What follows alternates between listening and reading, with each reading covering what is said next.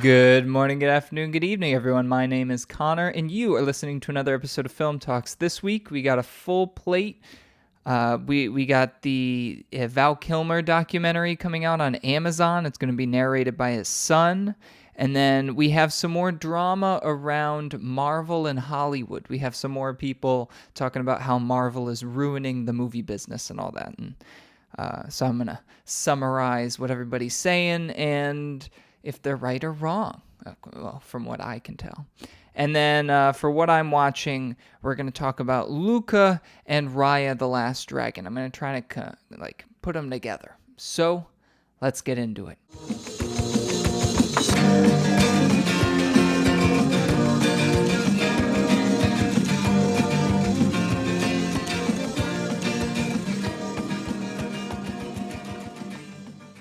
First off, we have Val Kilmer's documentary. It looks very interesting. I don't know if anyone, you should know who Val Kilmer is. He was Batman Forever. He was in the Saint movie, Tombstone, Top Gun, Kiss Kiss Bang Bang, maybe. I doubt that would be the movie you recognize him from. But he recently, I think recently, he recently had throat surgery because he had throat cancer. And I think he is cancer-free. I'm not sure, but I believe he's cancer-free. But because of the surgery, speaking is very difficult for him. He kind of has that smoker voice going whenever he talks. I'm not sure. They're saying he can get better. I'm not sure if it will get better to the point like, hey, you're going to see him in a movie. I think he gets tired frequently. He's just out of it, and he's older, so maybe I don't know how inclined he is to even do movies. I think he is going to be in the new Top Gun movie with Tom Cruise. I don't know how much, and I doubt he'll have a speaking role because I personally, from what I can tell, I think he's a little embarrassed of his voice. But in good news, he is releasing this documentary. Well, I don't know if he's releasing it, but somebody is, and they used all this footage that he had been recording when he was younger. Apparently, he had childhood movies he made with his brother before his brother tragically passed away. And then just throughout his movie career, he would always just bring a camera around and record things. Very similar to if you've seen the Heath Ledger documentary. I'm not sure where that was on. I think it was on Spike TV. I don't even know, but I know they did a Heath Ledger documentary, and it was very similar because Heath Ledger just loved recording things, so they had a lot of material to work with. In this instance, Val Kilmer was very similar, except I think Val Kilmer, obviously, I don't need to think. Val Kilmer is a very different type of person than Heath Ledger, so I think this one is going to be a lot more dramatic. I think the Heath Ledger one was kind of remembering him and the good bits of his life. I think in this one, especially since Val Kilmer's alive and Val Kilmer is kind of saying yes and no to certain things in his movie, you're going to see a little more roughness around Val Kilmer. In the trailer, they showcased him getting into a fight with a movie director because he didn't want to turn off his camera and stuff like that. So very, I don't know, movie star, I'm too famous for you to tell me what to do kind of person. So we'll see what that's like. I think it's really cool, though, that Val Kilmer will be talking a little bit in this movie, but again, I mentioned his voice. So they are bringing in his son to narrate Val Kilmer's documentary as himself. So his son is portraying his dad as the narrator. And sometimes it's really weird. Like, it does sound like a young Val Kilmer, but I think it's very sweet that his son kind of chipped in to help out his dad. So check that out. I'm not sure they have a release date yet, but I'm interested in it. I'm probably going to check it out. Val Kilmer documentary on Amazon Prime. Next up, there was some stuff going on between Marvel and Hollywood. So you may have heard about this a while ago. Martin Scorsese got into a bit of hot water because he basically said Marvel is bad for entertainment. He basically compared Marvel movies or superhero movies in general to amusement park rides. And I think this is when you get into that ground where you have those people who are art enthusiasts who think movies are these kind of pretentious, kind of artsy house kind of movies, and like they have an expectation of what movies are supposed to be. And Marvel has Marvel and DC superheroes in general have kind of commercialized movies and made them more palatable. And the purists will say that's not what movies are supposed to be. Movies are supposed to challenge us and help us grow and all that. So yeah, Martin Scorsese said superhero movies are not cinema. And then Lou Ferrigno came in. Lou Ferrigno, well, maybe if you don't know who Martin Scorsese is, Martin Scorsese is a director. He's directed quite a few things, mostly gangster movies. But if you've seen anything with Leonardo DiCaprio or Al Pacino, probably, or Robert De Niro, like you've probably seen a Martin Scorsese movie. Then Lou Ferrigno. Lou Ferrigno was a really big bodybuilder in the Schwarzenegger era, and he played the Hulk in the TV show, the Hulk TV show. I don't remember when it came out. I've never actually seen it, but I've seen clips of it. But he was the Hulk transformation because he was just this big hulking dude, and they just color his skin green. And he was knocking the superhero movies because he's one of those anti-CGI people, because he was like, oh, I put all this work into being the Hulk and all that, and now he's just CGI. There's no talent in that or whatever. There is, but I think he's just trying to toot his own horn. Yes, Lou Ferrigno, you put in the work, you got the muscles. However, the Hulk is even bigger than you at your biggest, so I have no problem with the CGI Hulk. But the most latest one is from actor Stephen Dorff, who, by the way, you probably don't know who he is, and I think that says it all. Some random guy. I guess he's not random, so like someone's gonna know who he is. He was in the Blade movie, the original Blade movie. He was in True Detective season 3. He was in the Immortals movie with Henry Cavill. I don't know. He's not like George Clooney. He's just a guy who's been in some roles, and he was basically going after the Black Widow movie and saying that he would never take a movie like that, and he feels bad for Scarlett Johansson that she has to do it. And even if he got paid $5 million to do the movie, he still wouldn't do it because it's an affront to his beliefs, and he'd much rather find the next Stanley Kubrick or something like that. And that whole line of dialogue is just trash. I don't understand the people that will come after superhero movies essentially because they're palatable or they're not artistic enough. I don't even think that's true anymore. I think we've seen artistic superhero movies. I think particularly in Marvel's case, they're coming after those superhero movies because they kind of have a pattern, and sometimes they're cookie cutter. I think Marvel has realized this, and Kevin Feige has been trying to change that. You've seen it in these Marvel TV shows on Disney Plus. WandaVision was kind of like a early sitcom. Falcon and Falcon and the Winter Soldier. That was, I guess it dealt a lot with race tension and stuff in the country. And then Loki is a time travel heist that's also super, super heady. Like, they're talking about free will and stuff. So, like, that's full game in, like, that artistic realm.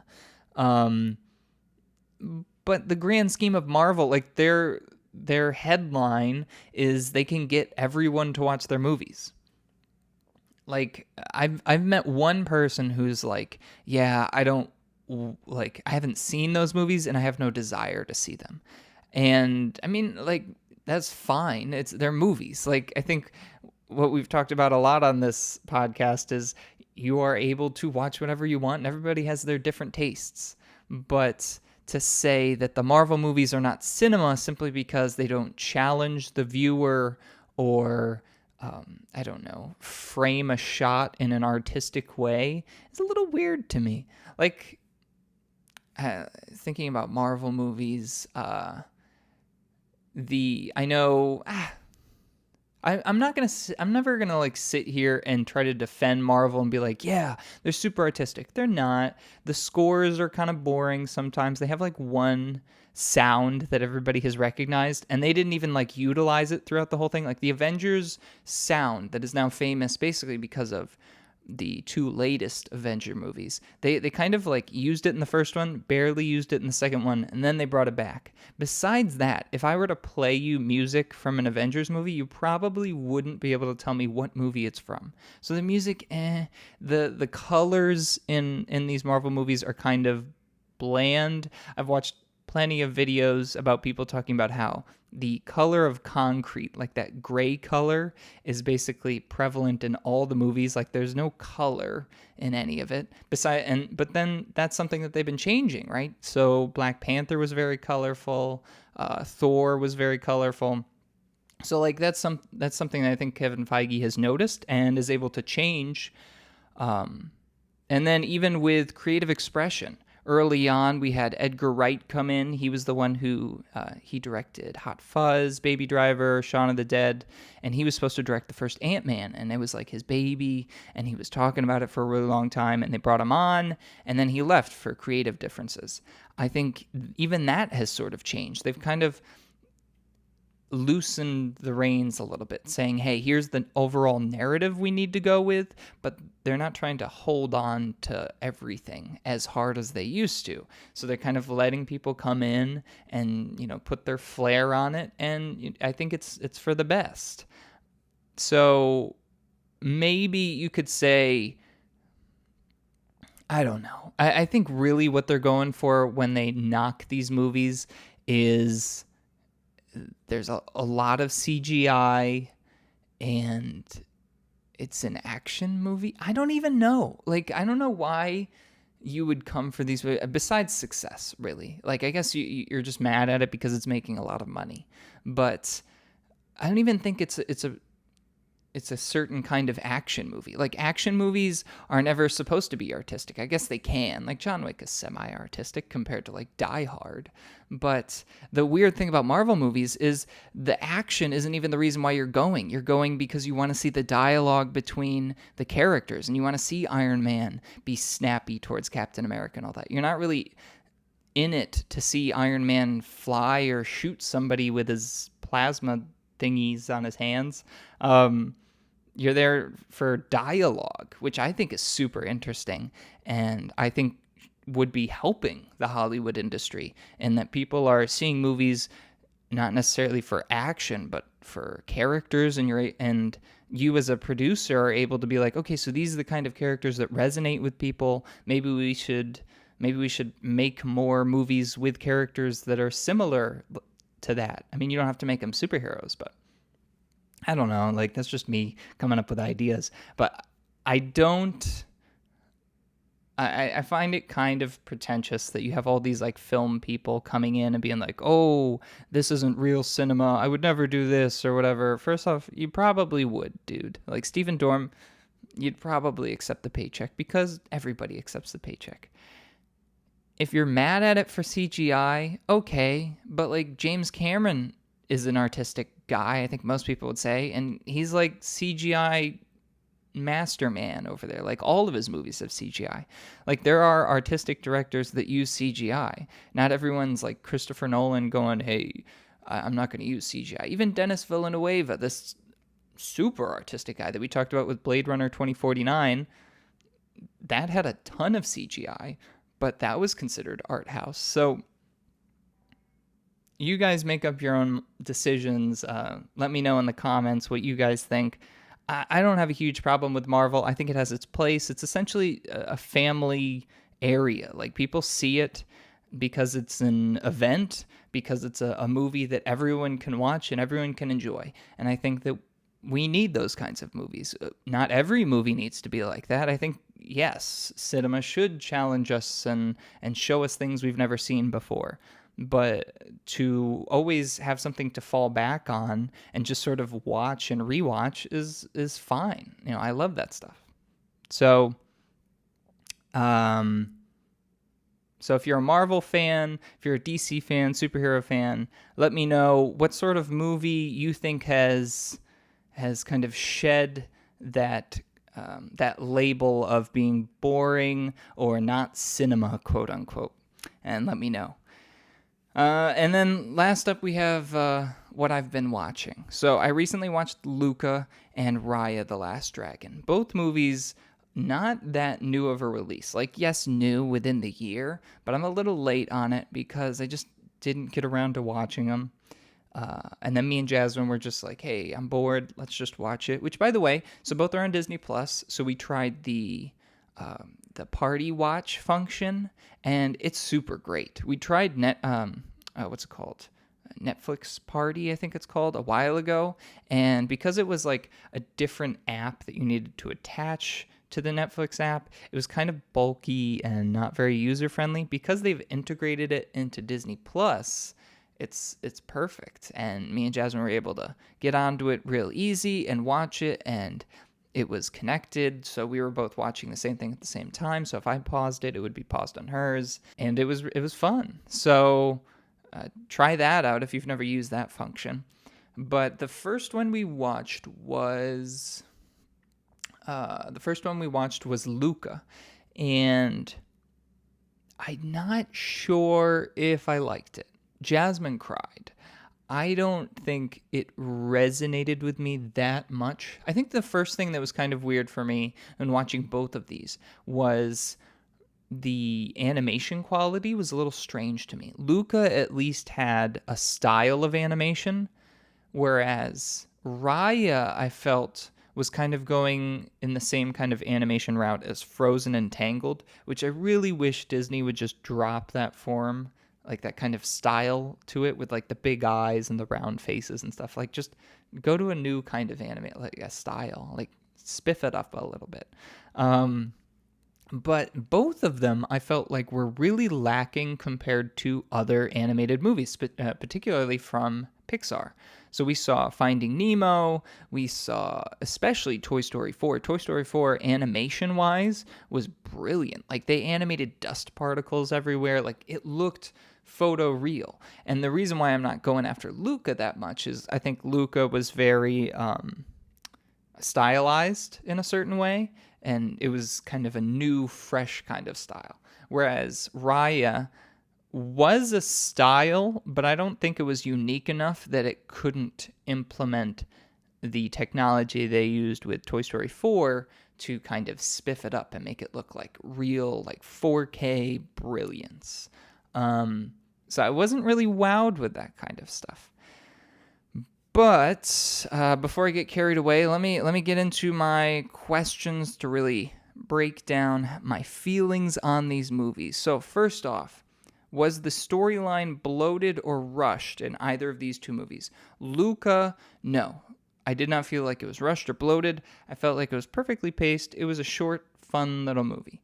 Raya, same thing. I felt like it had good beats, and I never felt like, it was trying to force stuff in there that didn't need to be in there, or it was kind of skipping over stuff. The pacing was fine in both. Then the second question is, are the characters relatable?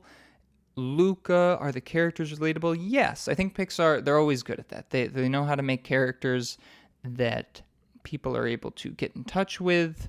They're kids, so I think this is more kid-friendly than other Pixar movies. I think Pixar's big thing is they're able to hit the kids and hit the adults. I feel like in this one, they kind of miss the adults and they go after mostly the kids because it's such a simple story and there's not really a lot to read into that, that's what you get. Raya the Last Dragon, same, not the same thing. I think that one does a really good job of hitting the kids and the adults. The kids because it has those, goofy, wacky characters. And then the adults because I really like the message that they're kind of putting out there. And yeah, I think the only part that gets me in Raya is I felt like it was a little predictable and sometimes the characters were a little one-dimensional. Like, And maybe I'll get into it, but I think maybe that's the point, is that people are one-dimensional, and sometimes people just don't change, even when all odds are saying, hey, this is what you're supposed to do. They'll stick with it, and they'll be like, hey, this is who I am, no matter what you say. So yeah, I think both do a really good job at being relatable. However, Luca is more for kids than adults. It's animation, so for my third question, when I ask, does it draw attention to the fact that it's a movie? It's animation, so I don't think it ever has that problem. So we're just gonna skip that question. And then rewatchability. Would I rewatch either of these movies because of the love for the characters or the love for the story? I would not rewatch Luca again because I think it's simple. I think it's been done before. I think it's like if you combine Finding Nemo and The Little Mermaid, because you have these sea monsters and you have the people on land, and the sea monsters are kind of infatuated with the human world, but then the adult sea monsters are like, hey, you can't go to the human world. That sounds like Finding Nemo, and it sounds like Little Mermaid. They're collecting people stuff. That's Little Mermaid. Then the kids run away from home, Finding Nemo, and then the parents have to try and find the kids. And it's all sort of ends in this town who used to hate sea monsters and want to hunt sea monsters kind of coming together over a pasta triathlon and saying, hey, we all love each other no matter what we look like, I guess. Okay. Yeah, maybe that's something we needed to hear at this time. But just very simple. And then I guess the final thing is kind of the bond between friends. And yeah, I guess that's where the heart is, like the bond between friends. But I don't know. It seemed didn't really hit those emotion. It just didn't really hit those emotional notes for me. Raya the Last Dragon, on the other hand, I might rewatch it. It's kind of hard with the Disney animated ones, like the new ones, because they always seem a little long, whereas the Pixar movies oftentimes they kind of feel very compact. So this one, for the length, I would be a little scared of rewatching it, but I didn't mind the characters. Obviously, when I was watching it the first time, I think I called everything that was going to happen later in the movie, like in the first scene, because you could just tell, like, hey, this person's the bad guy. This person's going to use this item to try and turn the bad guy, and this, and that. So story-wise, I don't think it was very fresh. I feel like it was very predictable and all that, and very Disney. But the characters were super cool because they kind of fed into this message that I myself have said multiple times. Whenever we have, like, obviously in America, we have all these big issues and all this stuff. And one of the biggest issues is that we have the people over here who are saying, hey, this is the right thing. And then the people over here are saying the right thing. And no matter what the results are saying, and no matter how favorably one side is looked at than the other, no one is willing to kind of bend the knee to the other side. And so it's just constantly at odds with each other. And it's the same thing in this one, except now there's like 5 different types of people, and none of those groups are bending the knee to the other. So they're constantly at war. And the message of this movie is that in order for peace to be procured, somebody has to bend the knee. Somebody has to, remove the pride and just say, this is what the world needs. Even if I don't wholly agree with you, even if I have slight mistrust, the only way for us to have peace is for me to just bend the knee and say, hey, what do you need? Let me help you. And even if that person decides to take that and be selfish and be like, yeah, you will get some sort of peace. Inevitably, I think in this movie, you have the perfect kind of peace in that I bend the knee and the other person bends the knee to me, and now we're both bending the knee to each other. That's perfect peace.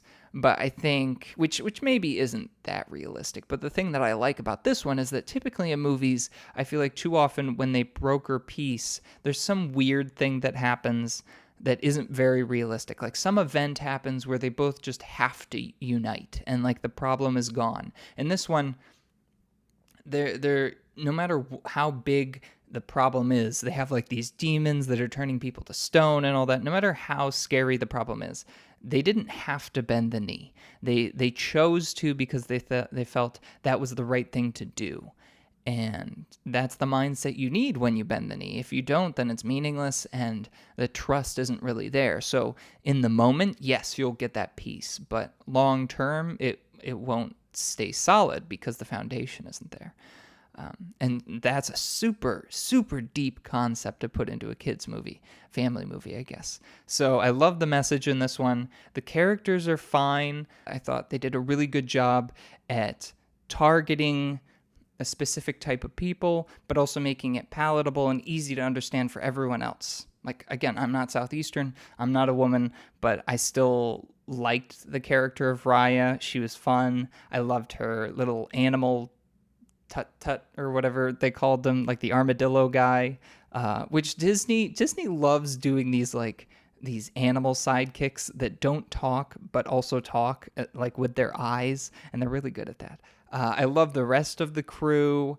I'm not sure. I think the character I liked the least was Raya's enemy lady girl. I just felt like she was a little too one dimensional, and I didn't really see a lot of redemption for her. Like, I didn't understand why Raya chose her above all people to want to redeem.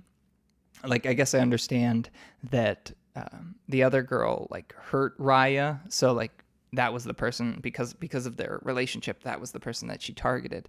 But there was also a super weird thing at the end. Okay, so spoilers, I guess, if you haven't seen this movie. But at the end, there's a moment where the bad girl has a crossbow and she's pointing it at the dragon, and she's like about to pull the trigger, and then Raya tries to stop her, and then the crossbow bolt goes out and shoots the dragon in the chest, and the dragon dies. And everybody blames Raya. And the bad girl's like, "You're just as you can be blamed just as much as me." And I'm like, "How?" I don't like. I felt like that was supposed to be a deep moment, but I was like, Raya shouldn't be blamed at all. She's not the one who pulled the trigger or brought the crossbow. You're the one who shot the crossbow, crazy lady. So like that's like she's the villain, I guess, because I guess there's like big bad villains, which are these like little dusty guys. But that one girl, she's like the human villain, and she wasn't very villainy to me. So I felt like they could have done a better job in making me not like her, and then making the transformation that much more notable. Maybe, I don't know. That's just a note. You probably couldn't have done it. Who knows? But yeah, so the characters are really dug. The story I really dug. The message was really cool. Actually, note the story was a little cliche, but not boring. I kind of liked how basically they have to get these gemstones from every village. So it was nice having those beats where they'd go to a new village, grab a new crystal, and then the next village grab a new crystal. And then all the villages had their own feel and all that, so that was really cool. Would I rewatch it though? I don't know. And I think I would chalk that apprehension up to the fact that it's just not a story that it's not a world that I'm really interested in going back to. I might, like it's kind of at the edge of my mind, or I'm like, hey, that might be a movie I might rewatch someday. But I'm not like, hey, let's watch it again. Like it's not that kind of enthusiasm. So I'd probably recommend Raya the Last Dragon to the people who haven't seen it. Luca, I don't know. You probably are better off just watching The Little Mermaid and Finding Nemo, because you get the same thing. There's really nothing in Luca as an adult, I feel, for you. But if Jasmine loves it this much, then there's people who will love it. So that's all I have to say for this episode. So thank you all for tuning in. Check me out on Instagram, Facebook. I am, and my handle is film.talksofficial. Check out my posts. I usually post on Saturday. That's when I release the episode. You can check me out on YouTube at Film Talks. What else am I on? Spotify, Google, Amazon, Apple. And you can find all the links to that stuff in my bio on Instagram and Facebook. And yeah, I hope you all have a great week. So long.